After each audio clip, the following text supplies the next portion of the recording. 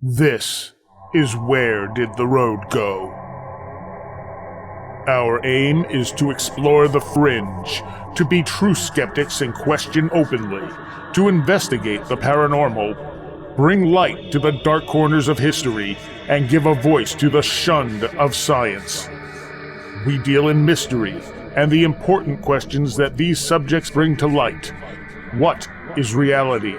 Who are we? And why are we here? Join us on the web at wheredidtheroadgo.com for a full show archive, links to all our social media, upcoming schedule, and much, much more. Now, join your host Soraya on this week's edition of Where Did the Road Go? And welcome to this week's edition of Where Did the Road Go? This week is part 2 of our interview with Chad and Alta Dillard. Luke is helping me with this one. He was not around for the first part, but we recorded part 2 and part 3 together. So part 3 will be coming up eventually. We let them discuss their very odd experiences, and they just get weirder and weirder as they go.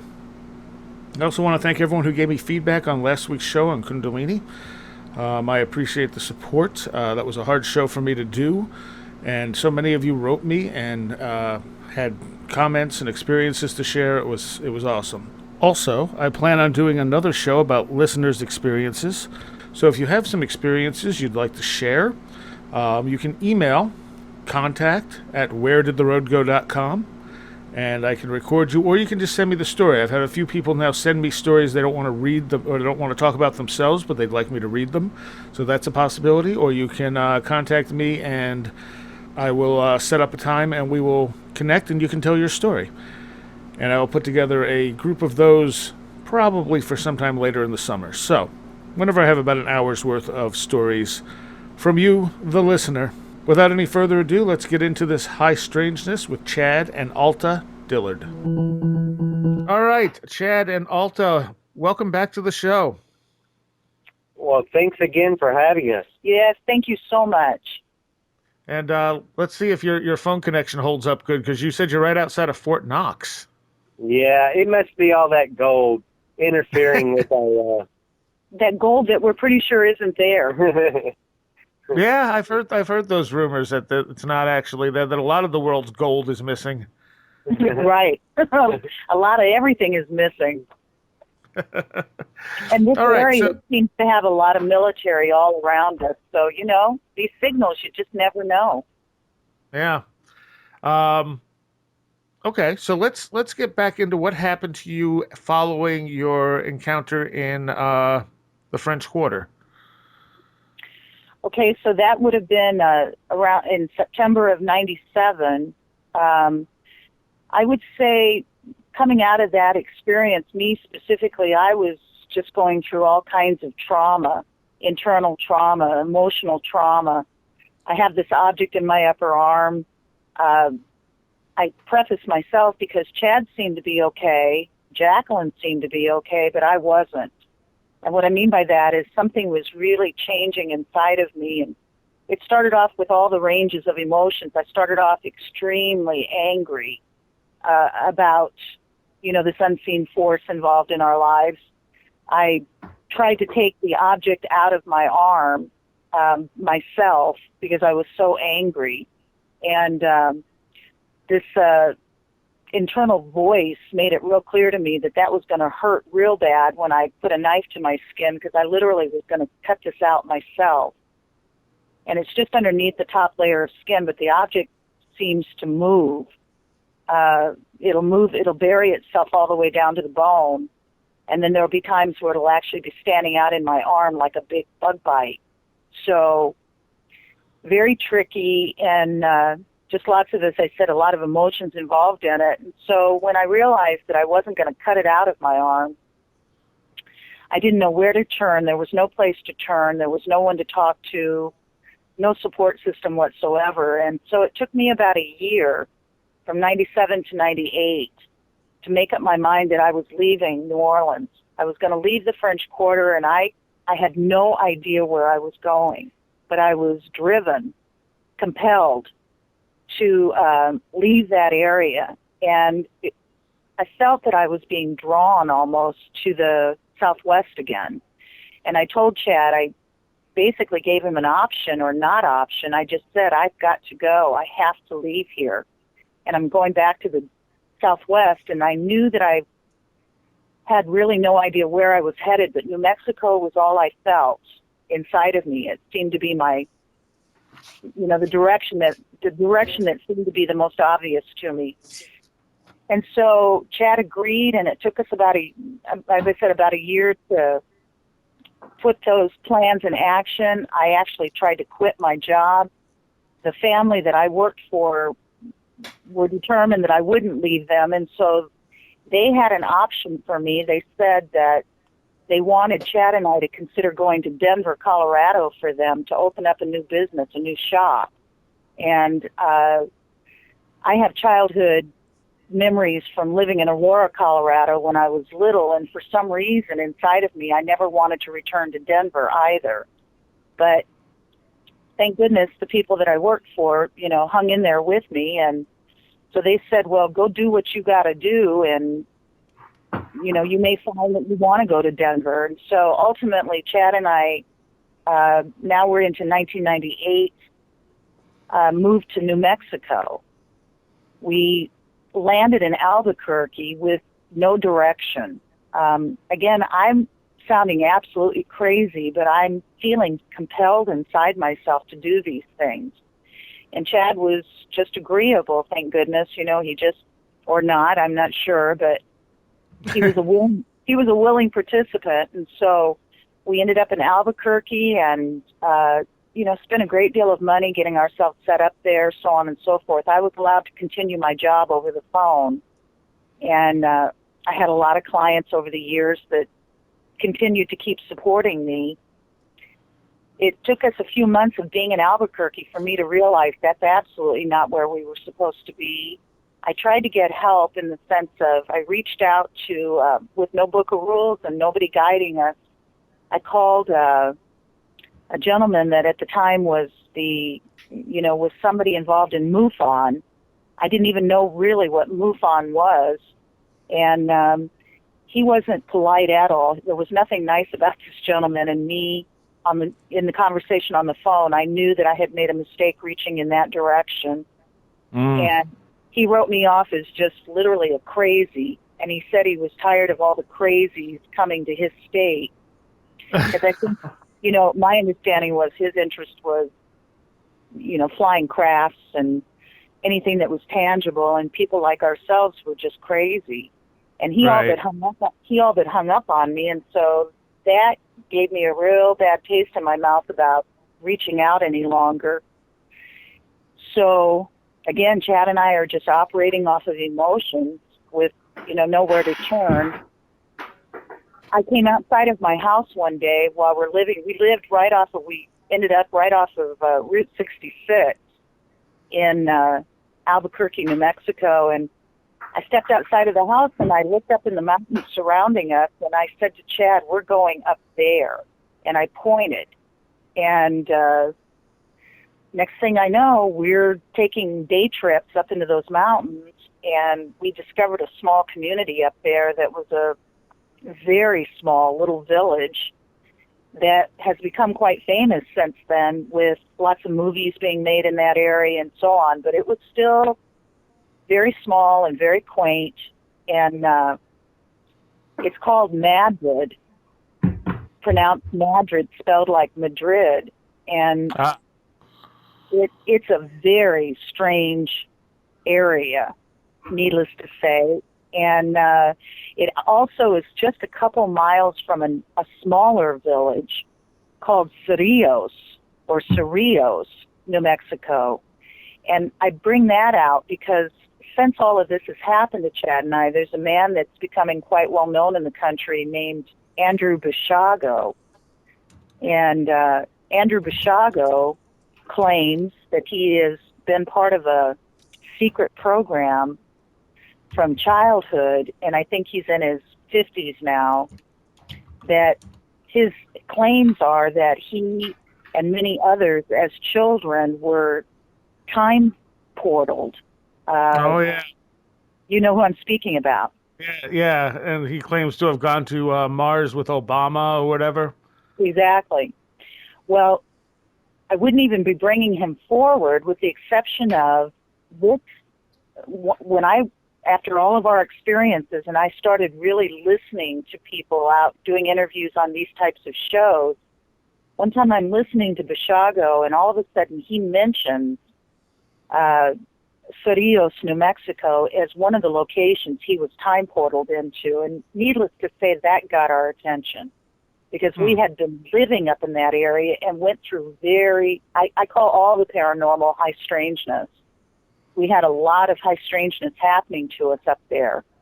And so just the fact that he, chooses that location to go public about just really got my attention. But I'll have Chad share with you about his encounter with what we call a black-eyed man rather than a black-eyed children that you hear so much about in this small community called Madrid. Well, when we first started going up there, we befriended a couple of guys, and one of them was just this, old, cool, really laid-back hippie. Went by an alias. A lot of them did up there, and he was just really. He even offered to open up his home to us, to rent, and when we told him that we were looking for a place up there. Actually, he really wanted us to live on his property, which was strange. Yeah. Huh. And so, we didn't, but we found another place back in, he was in Cerrillos, and we had found another place that was an old coal mining house where the coal miners lived. But there was this little saloon, and when I say saloon, it was from way back in the cowboy days. Still had the hitching post out there, and a lot of the old timers still rode their horses and tied to the hitching post out front. And we had kind of met a few of the local colorful characters there, and we all go to the bar that night and eat and having drinks, and we're sitting around this big round table. There's probably 8, 9, 10 of us, and as the night wears on, Alta's kind of sitting across the table from me, and I'm sitting next to this hippie guy. And as this guy starts to drink a little bit more, he gets kind of really, I don't know, his mood, and it wasn't just from drinking. It was just, he started changing his attitude, and because he was always a nice guy. And all of a sudden he said something just really ugly towards Alta and I, and and I'm the only one that caught it. And I look over at him, and he looks at me, and his eyes are just totally black. I mean, there's no pupil, there's no white around the eye, there's nothing. It's his whole eyeball is black. And all of a sudden I just kind of put up a spiritual block, I guess, without knowing what I'm doing. And, he kind of backed down and turned around and left pretty abruptly after that. So that was pretty crazy. Right. Nothing like our lives have been Abby normal from the beginning, but neither of us had ever encountered, anything of that nature, anything like that. And Chad is very clear about how this guy shifted just that quick. It was an evilness, something that seemed non-human in the change. And as Chad describes it, the eyes completely changed. Wow. So, and keep in mind, as Chad indicated, this guy lived in this little village that Bashago claims he's been time portaled in and out of. Right. We had a lot of, for the months that we lived up there, we had quite a few people might want to use the word coincidental, but we're so beyond that word doesn't seem to apply to us in any way, such as when we get up into these mountains, you know, it's as rural as you can get, other than I think where we're sitting right now outside of Fort Knox. And at that time, these people who lived up in these villages were, many of them were Hispanic natives who'd lived there, you know, thousands of years. And many of these people had no television, nothing like cable. I mean, heaven forbid in 1999, 98 that they've got cable up in the mountains. And again, that's just unheard of to Chad and I. We're city folk. And so Right. I decide, you know, we come in peace, and we decided, Chad and I, that we'd have a big party to sort of introduce ourselves to some of these people. And we started it off by ordering, we couldn't get cable, and we couldn't get a telephone. We kept being promised a telephone, and that never happened. And a lot of bizarreness associated with trying to get a phone, real craziness. But just back to the television part of this, we had to order a satellite dish. So we decided about the time we were getting satellite put in, New Orleans was about to have a big hurricane hit it. This was not Katrina. This was, you know, it's fairly common in that part of the country, hurricanes. Right. So what folks do there is they have hurricane parties. And so we decided we would, you know, have a hurricane party with the locals and new satellite and invite everybody over. It kind of felt like old Petticoat Junction show. If you ever saw that old television show, that's what it felt like we were living in the middle of, this very strange community.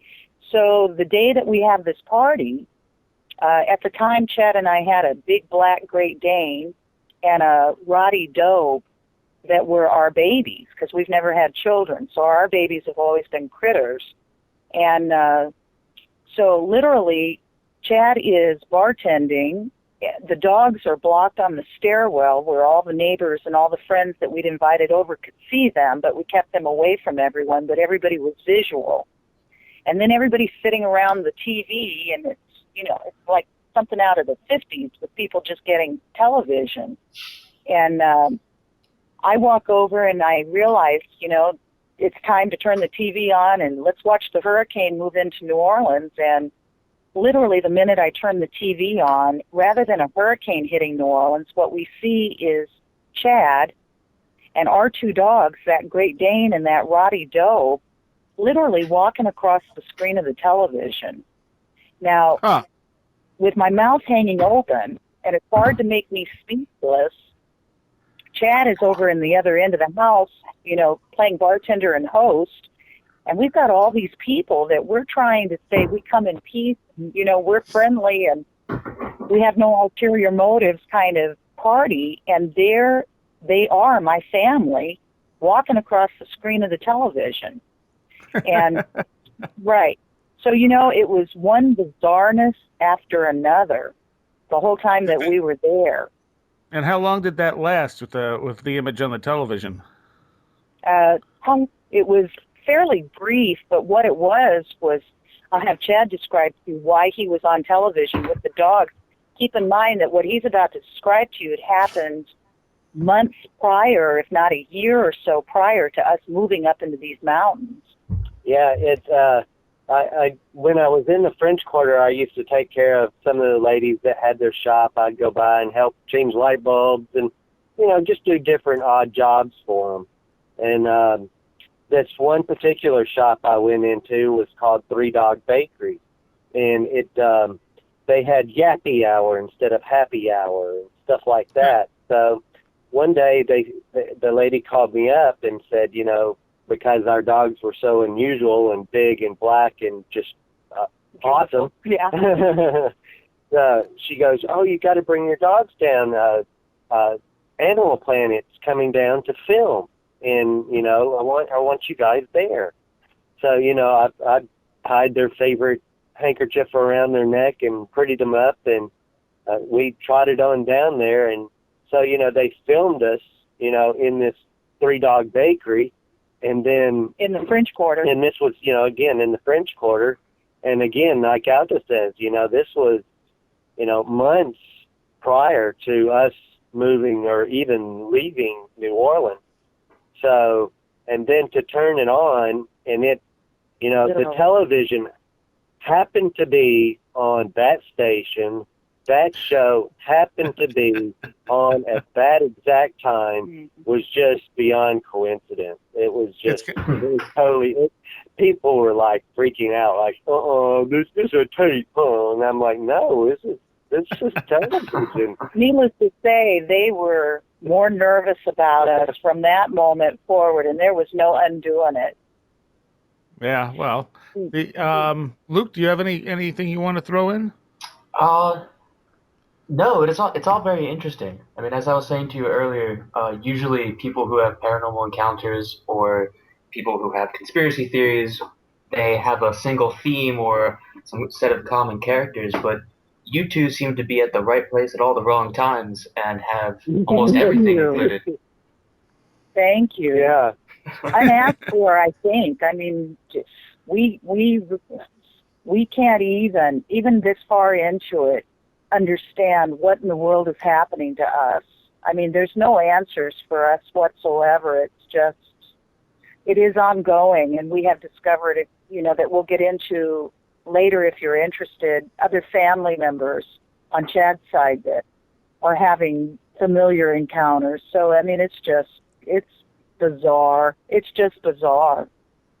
So, in fact, the gentleman that owned that saloon that we were speaking about, when we first got up into those mountains, of course, we had to go in the saloon because, as Chad said, it looked like something straight out of the 1800s. And so it was afternoon. The place was emptied. There was nobody there but the owner. And when he, walked up to us to introduce himself and ask what we wanted to drink, the first thing that Chad and I saw when we walked in this big saloon were row after row of frozen daiquiri machines. Now, we're just leaving the French Quarter of New Orleans, where that's on every corner. But I've lived in lots of places in this country and never saw frozen daiquiri machines anywhere but New Orleans. And so to walk into this saloon out of the 1800s with all these daiquiri machines, and come to find out, this guy that owns this place had been our neighbor in the French Quarter and had left 7 years prior to move up into this. I mean, it's just this kind of bizarreness that there are no explanations for. If this is coincidence, we need better odds. It seems to be sort of the trickster component being mixed into it all. Totally. That's my favorite word. High strangeness and trickster. It's like the universe is kind of playing with you. Totally. Laughing and pointing. Yeah, pointing and laughing. So what other experiences did you have up there? Just, there was, I'm trying to think right now because we weren't there too many months. I mean, it was, the fact is that we were promised a telephone because everybody has a telephone by 1998 somewhere. Right. And I have to have a phone. My job is dependent on it. And so we made arrangements of that before we left Albuquerque and moved up there. Well, just the short story on that business was every time we were waiting for that phone to be installed and had been promised, obviously, we start getting form letters from the phone company, and they were asking for over $200,000 either to be paid by cash, check, or money order. Now, we're reading this form letter saying, what in the what is this about? I mean, it was somewhere close to $300,000 they were asking from us to put a phone in. So Chad would march over to the little payphone, the only thing that existed in this small community, at this little local, like I said, Petticoat Junction kind of bed and breakfast. And he'd have to make these phone calls to the phone company saying, where's the phone? And what is this about? And they would apologize to him and say, oh, we'll get that installed for you. Well, we got a second form letter. It was identical to the first form letter, but they dropped $10,000. Like, really? Are you kidding me? And so, come to find out, Chad, of course, he can explain what that was about, but more of the strange experiences that we were having up there. And what it was all of the numbers, on all the telephone numbers were taken out of the box, the main line, and all the numbers were taken. So they were going to have to reinstall or install new lines from Santa Fe. That was the closest biggest city. Which was like 25 miles away. Yeah, so they were going to have to put in all new line and open up a new big box. So they were expecting us to pay for all that in the big box so everybody can, so they'll have more numbers. Right, of course. They just never bothered to tell us this until we get ourselves relocated up there, waiting for a phone to be installed. So needless to say, we couldn't stay because, again, my income, so on and so forth. So the people that I worked for out of New Orleans who highly desired for us to go to Denver for them, they had been in business in the French Quarter, a family-owned business, since 1929. They had never expanded outside of the French Quarter before, and so this was going to be their big launch. And, the gods were in their favors because there was no way Chad and I could stay. And so I finally, against my will, agreed to move to Denver for them, to keep my job and so on. And so it was within months of us up there and the cost, and it was just unbelievable. Chad and I then had to leave and then move to Denver. So now we're in 1999 Denver. And it just so happens, again, I had a sickness in my stomach because I had lived in Aurora, Colorado when I was little, and that was my first memory, my first childhood memory, was being tested for ESP in a hospital there. And so it was still very uncomfortable for me, lots of still mystery about all of that for me that I can't get answers to. And that, was weighing very heavy on us going to Denver. We get to Denver, we rent a large home at the time for all of our stuff and our belongings, and we're just going to have to play it out. And it so happens that Chad was involved in building this new shop with the owner from New Orleans and some of his, helpers, if you will. Chad had a great deal to putting that new shop in. We finally get that shop open. Jacqueline, who was the woman that was taken with Chad and I, or had this encounter in 97 off that street corner, Jacqueline still worked for the family business, and she wanted to come to Denver, so it was just a natural that they would send her there to manage this shop. So now Jacqueline has now relocated to Denver as well.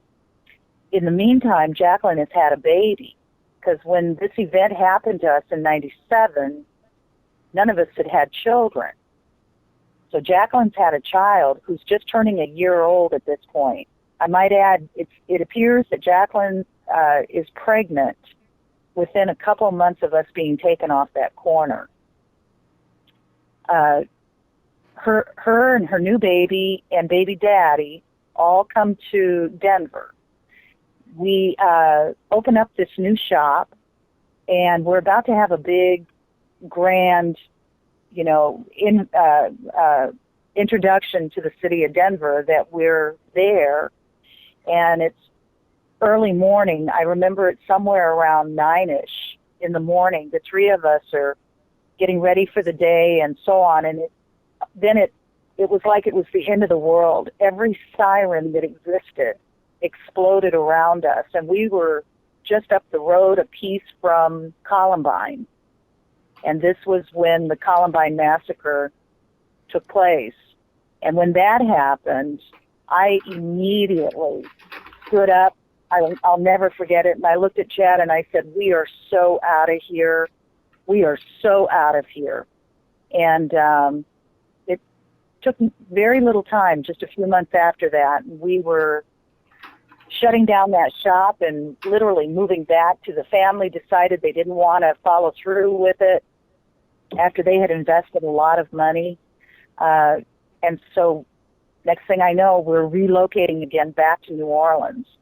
And so by this time now, it's, the end of 99, and we're now into the year 2000, and we've made a huge circle at a huge expense, really to serve no purpose other than the High Strangeness and the Trickster. And then we're back starting all over again where it all seemed to begin. Wow. Okay. Right. We're still trying to recover. So you're then back in Alabama? No, we moved back to New Orleans. New Orleans, I'm sorry. Right. Mm-hmm. And then you went to Alabama. Right. That was in 2000, and it took, about the year of 2000 for literally Chad and I to fall completely apart at the seams. Whatever we were holding it together with we were coming completely undone. And did you have more experiences in New Orleans?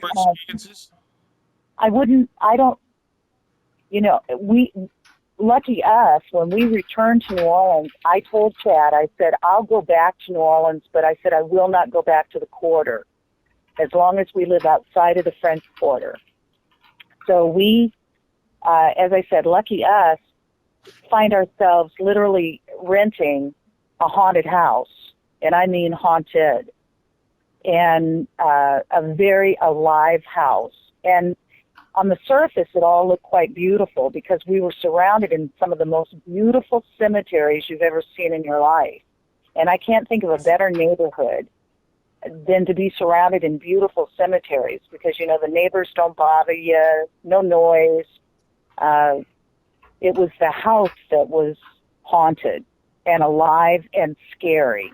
And what I mean by that is lots of craziness had happened in that house prior to us moving into it. We discover after we move into it, we started to learn the history of the house. Lots of death in that house. Any couple who lived there separated or fell completely apart. Now, I don't generally buy into this kind of thing, but it was truly happening to Chad and I. And I remember one particular event where I'm sitting and watching television in the living room, and on the surface everything looks so lovely, but it's the undercurrent that is so scary about this place. As I'm watching television, I had a crystal sphere sitting up on top of my television on a stand, and that sphere didn't fall off. It flew off of the top of my television across the room. And it had pretty good weight to it and hit the wood floor, and there was a dent. I mean, it was scary. It was very scary. And so needless to say, there's a lot to that Chad and I separated. He chose to go to Alabama where his father was living, who is in his own business, in the locomotive business, and I was not willing to go there, and so I stayed behind. And so that kind of then, if you will, took us off into a different route because now Chad and I are separated.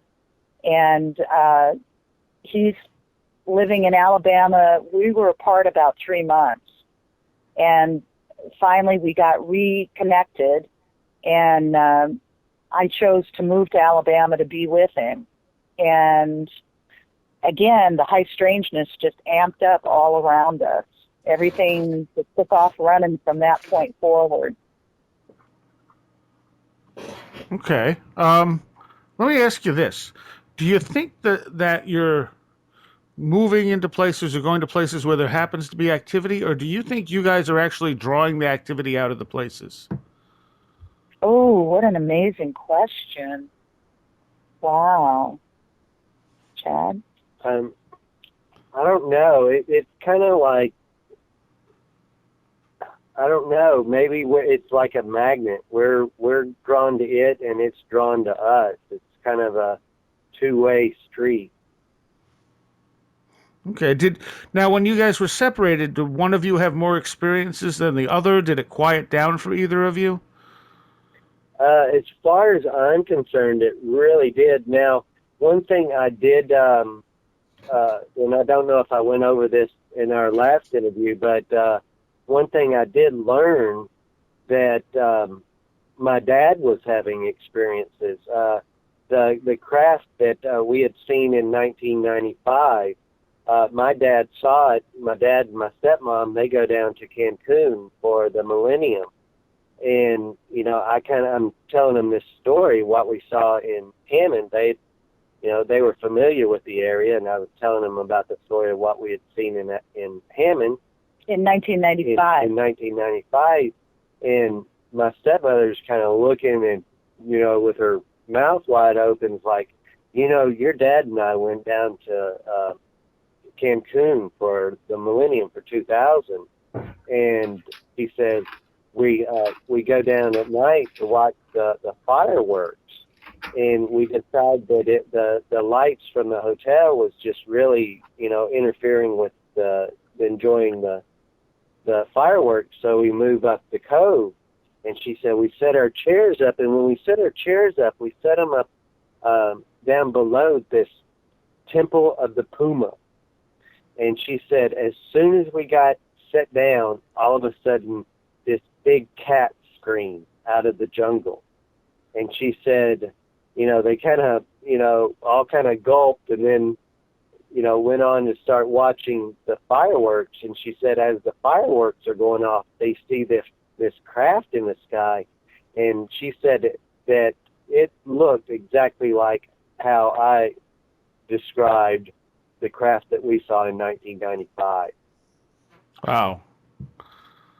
Okay. Now, Luke, you also had another question for them about the way they felt when they had their encounter back in '95, and I totally glossed over that. I'm sorry, '97. Right. Well, I was noticing when I was listening to the first part that the language you two use to describe how you feel during the night of 1997 almost seems like the the feelings are influenced by the beings around you, in the sense that you feel bliss because this tall blonde woman is giving you this feeling of bliss. Or when Chad, you talk about the blue figure with the metallic object in his hand, you sense his aura. Or the metallic object with lights that is, almost surprised by you, you can sense its intelligence. And I was wondering if is it similar to how I'm describing it?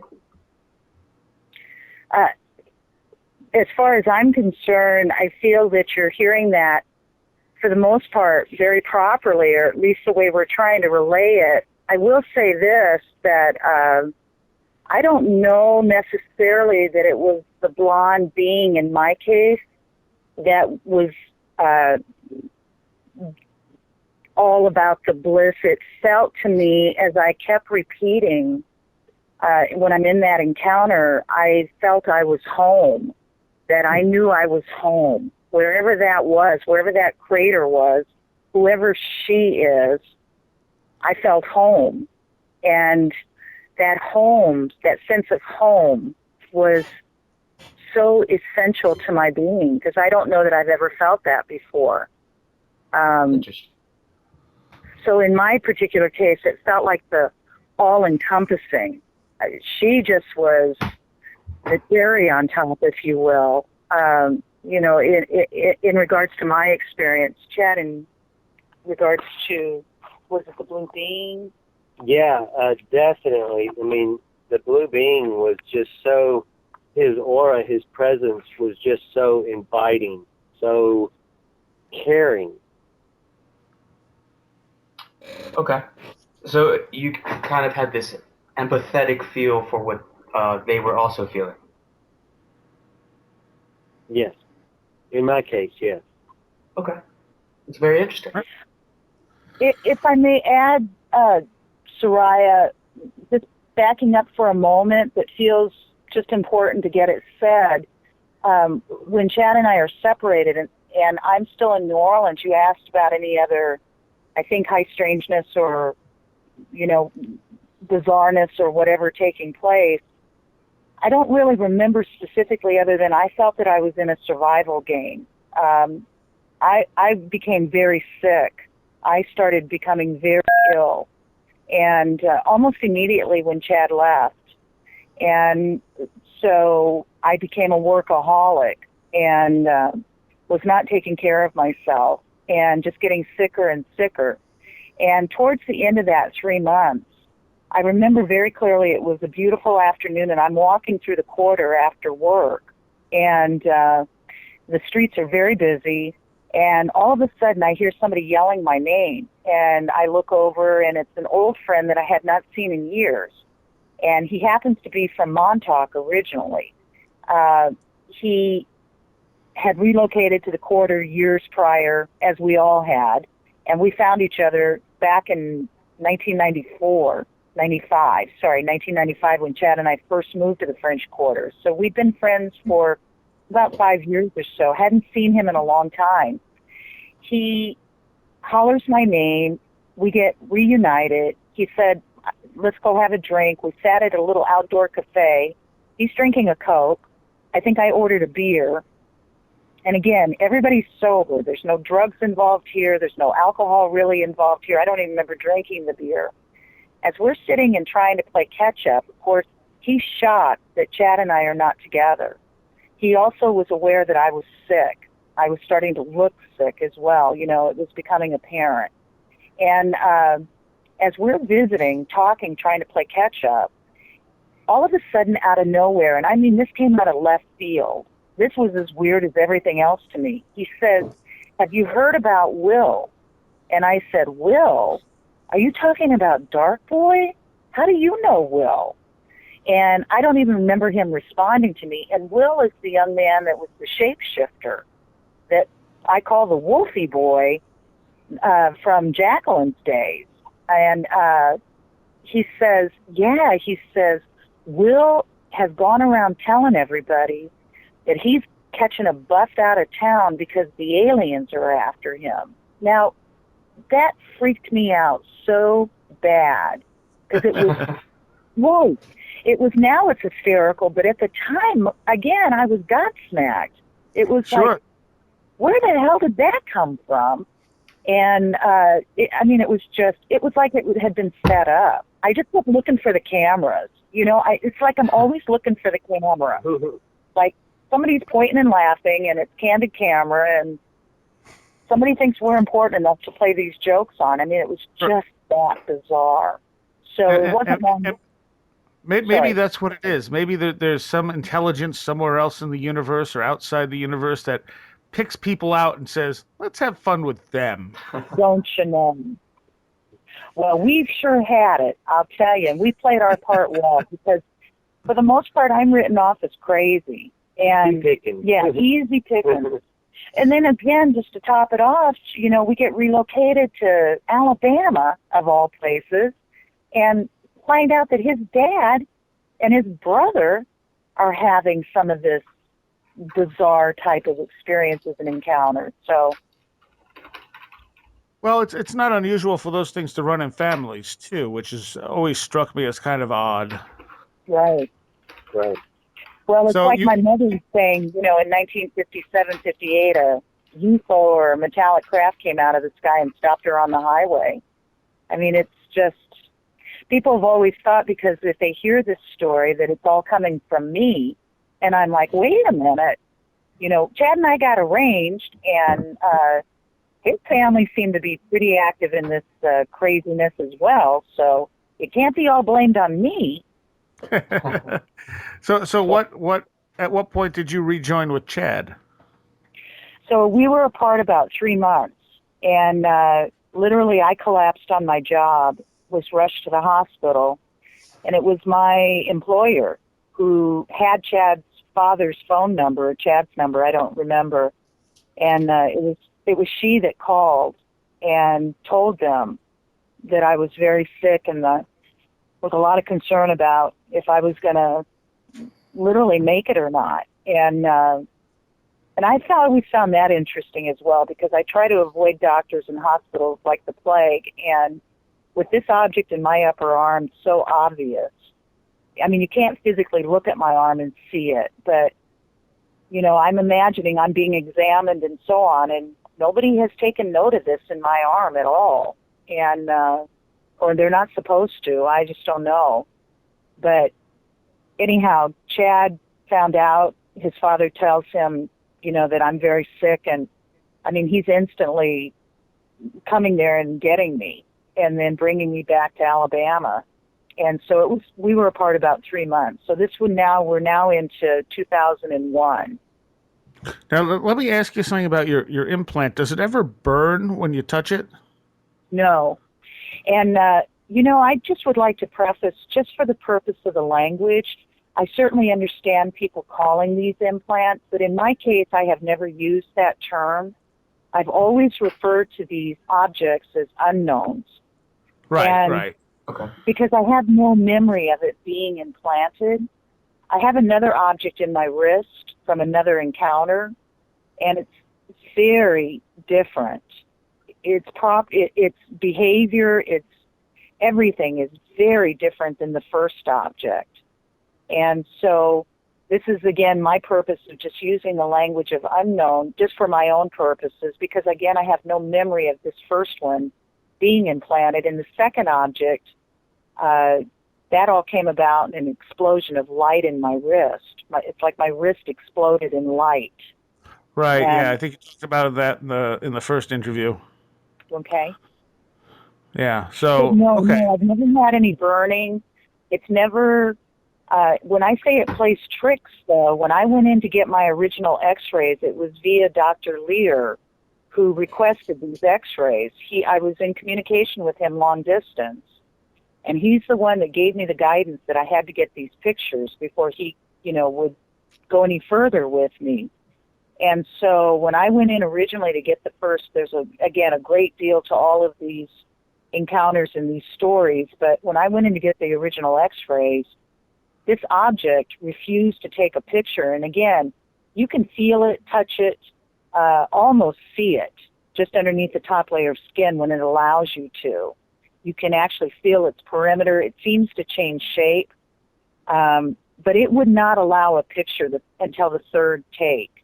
And the skeleton staff that was working in the doctor's office to x-ray my arm became terrified. That's a word that I use a lot of when I'm very aware of somebody afraid. Now, they're flipping out because when you can see and touch and feel something that's as solid as this appears to be, and yet you take an x-ray 2 times in a row and get a perfect skeletal x-ray of my arm and there's nothing there, they're starting to really, again, a great deal to that story, but it seems to play tricks. And I finally, on the third try, I look up, literally just look up above me in this room, in this x-ray room, and I said, throw a dog a bone, give me a break. I got to have this picture. And then it took the picture. And so I went through that a second time when Dr. Lear required a second x-ray. It did the same identical thing. And the object that's in my wrist won't take an x-ray at all. It's only been detected by ultrasound. So. Okay. Well, let's move back to Alabama. So you're both in Alabama at this point. This is 2001. Right. Now, Chad has learned of his father's encounter or experience with his stepmother down in Mexico with that craft that looked identical to, or at least they say it sounded identical to what we were shown originally in 95, Louisiana. And then silly me, like I hadn't had enough. I hate being bored. I'm not really a Southern kind of girl. And I just decide all of a sudden, we only did this once, and I don't expect we'll do it again.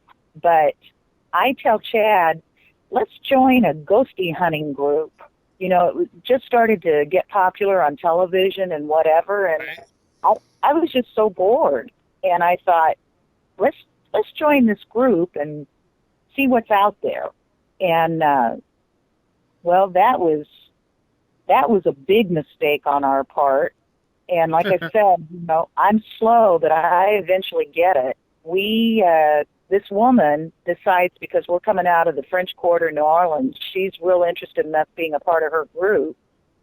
She understands me to be a professional medium, and so she, I guess, maybe got, as Chad's saying, high hopes on me, on us, joining her group.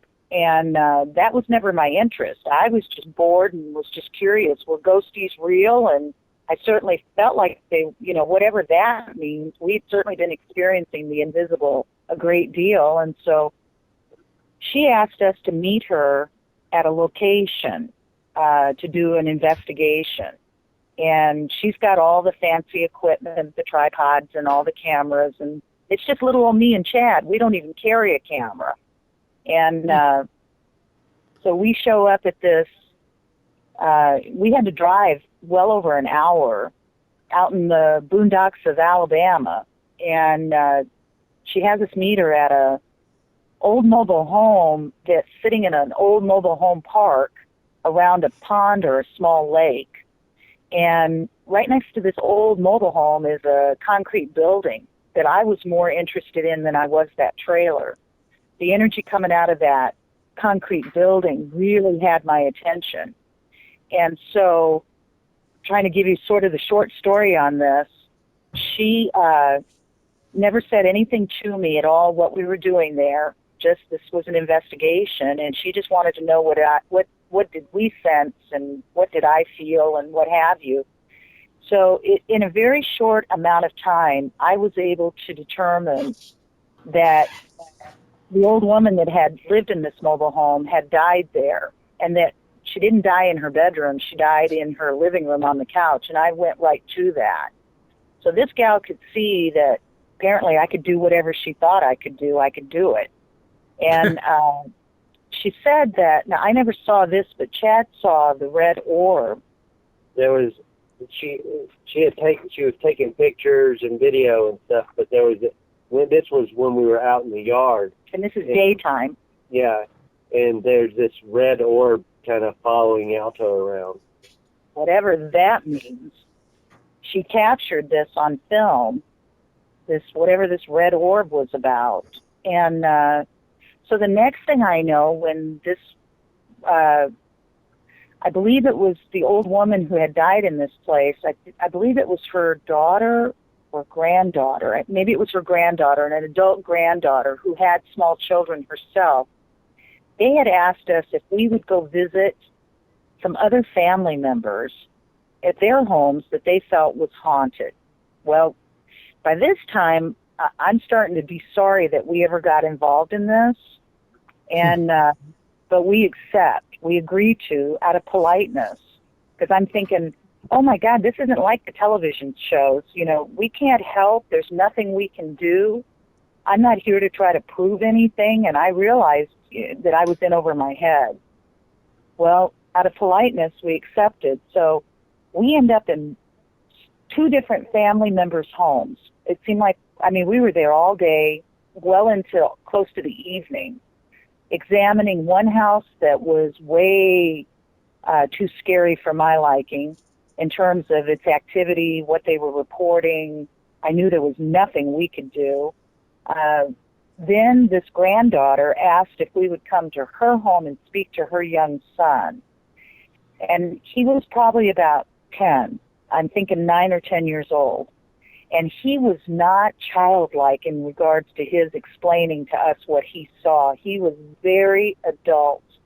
I remember when I met him, when we walked into this woman's home, she had her husband, boyfriend, whatever he was, and two other guys. The three of them were sitting on the couch, staring at the television, looking like they were scared to death.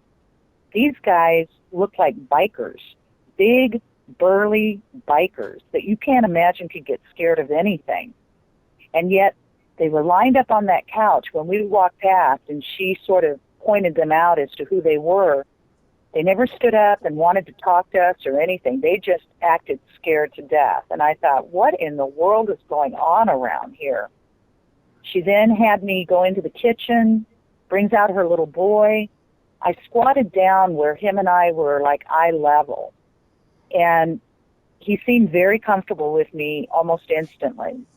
And he proceeded, I'll have Chad share with you, because it scared me so much what I was hearing out of him that I just kind of shut down. This is what he described that he witnessed at that mobile home where his grandmother or great-grandmother had died. He said that he was out on the front porch, and he's kind of leaning over the middle rail, because he's short, so he's kind of got the brace rail, and he's kind of leaning over the deck of the porch, and he's looking down, and he said all of a sudden this creature comes out from underneath the porch, and he said it kind of looked like a monkey, but it had lizard skin, and it walked out about 6, 7, 8 foot out into the yard, and then it stopped all of a sudden, and it turned around and looked at him, and kind of like, I guess, surprised to see him. He said it turned back around, took 3 or 4 more steps, and just vanished. It just disappeared into thin air. No bushes around. This was a clean yard. There were some trees there, but nothing bushy, nothing that it could just, run off into. He said it just disappeared into thin air. And again, if that wasn't crazy enough, and he seemed so, I'm extremely sensitive, and it's not that you can't lie to me and get away with it. I'm sure many have throughout my life, but it truly felt as if this child was speaking his absolute truth. And so at this point now, I've just about had enough. And I'm kind of signaling Chad that I'm, ready to get out of there. And next thing we hear is his mother then goes on to share what happened to her on that porch. I'll have Chad again describe to you what we were told. She said that, after all this activity, she decided to grab the family Bible and go out on the porch and start reading out of Revelation. And she said she's reading, and all of a sudden something grabs her by the head of her hair. She's got this long blonde hair. She said it grabs her, pulls her down, and starts pulling her. And her boyfriend and another guy are there, and they grab her feet, and they've got her up in the air, and this thing's pulling her one way, and they're pulling the other. And, like Alta said earlier, these were big, tough guys, and they've got her up in the air, and they're doing this tug-of-war out on this porch. Well, I might add, that's enough. Now, we've had enough. We definitely have had enough. And I'm saying silently to Chad, never again. I swear, Chad, never again. I'll stay bored before I'll ever get involved in anything like this again. We got to go. At this time now, as I'm signaling Chad, now the family have tried to give us money. They've tried to pay us. They were so sincere about what was happening to them, and they were so appreciative of us giving them all this time. And of course, we're saying, no, absolutely not. I'm so sorry that we can't do any more for you. If you are religious people, lean on your community, to pray for you, pray with you, do whatever you need to do. And I'm so sorry we can't do anything for you. And we have to go, as we're trying to get out the door. Well, then we realized that what these 3 guys are sitting on the couch staring at in the television is the Weather Channel, because as I look out the door, as we're starting out the door, it's still light out. The skies are literally turning black. Yeah, this was a beautiful day. Yeah. I mean, we had been outside, and I mean, this has just been a perfect, beautiful day. Mm-hmm. No hint of ugly, nasty weather. No warnings, no nothing. But again, it's like being on a movie set. It's like somebody said, okay, let's get the tornado weather going now. And by the time we could get out of this house, literally enter our vehicle to drive away from this place, again, sirens are going off everywhere. And Chad and I realized we don't even know where the hay we're at. We're new to Alabama, and we're out in the middle of boony Alabama. How do we get home? This was before GPS, too, so. Right. Yeah, this is, 2001. So now we're caught in tornadoes. When I say caught in them, they're going off all around us. We're heading down the highway. Chad finally figures out the direction to get us home on. And as we're coming down the highway, everything's at a screeching halt. The traffic has stopped. It is pelting rain and hail. And there's a female, probably in her late teens, early 20s, running down the middle of the highway, screaming. Running towards us. And what we realize is, now Chad we look over kind of to the left, and I don't know how many hundreds of feet ahead of us, a tornado has just come across that highway, went up a small hill, and exploded a brand new house. It didn't hit the house. It exploded it like a bomb. Right. And this woman is screaming for help. So Chad's trying to jump out of the car. I'm trying to pull him back in because he's going to, go do what he can do. But by the time, he realizes there's already all kinds of people up there, and he knows he'll probably be more in the way. I'm relieved. He gets back in the car, but now we're trapped. We are literally trapped in the middle of this tornado insanity. So anyhow, without sounding over-dramatizing, it was an insane day. It was my last ghosty hunt, and we finally made it home. I guess safe and sound, just crazier than ever. So that was home. Just kiss the floor and like, okay, never again, never ever again, never again. So that was the beginnings of Alabama. I remember. You said that was the beginning of Alabama? Yeah, that was our beginnings of the high strangeness, the craziness, the insanity of Alabama. Alabama, I might add, most people don't realize this or they don't think about it, but it does also happen to be the home of NASA, which was only a few hours away from where we lived. I didn't realize that. I guess I always thought it was headquartered in either Houston or Florida, but I guess that's just where they launch out of, huh? Right.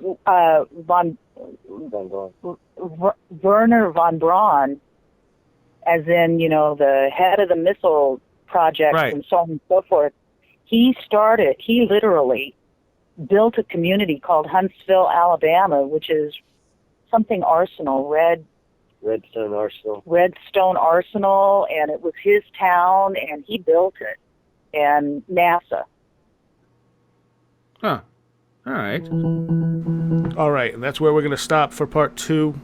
Part 3 will be on sometime in the next month or so. Upcoming next week, we have a live interview with Michael M. Hughes, and that should be really interesting. He's written some fictional books, Blackwater Lights and Witch Lights. He does write nonfiction, and we'll be talking to him about all kinds of different subjects, from the paranormal to shamanism, and of course we'll be discussing the inspiration behind his fictional work as well. So you can find more about him at wheredidtheroadgo.com. Also upcoming, we have Artie Six Killer Clark, and she'll be talking about UFO experiences of the Maya people. We have Rick Strassman, which is a 2-part interview.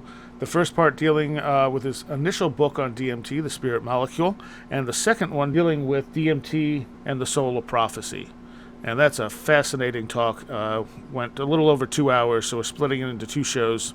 In addition, we have Peter Robbins and Richard Dolan, who will be live in studio June 13th.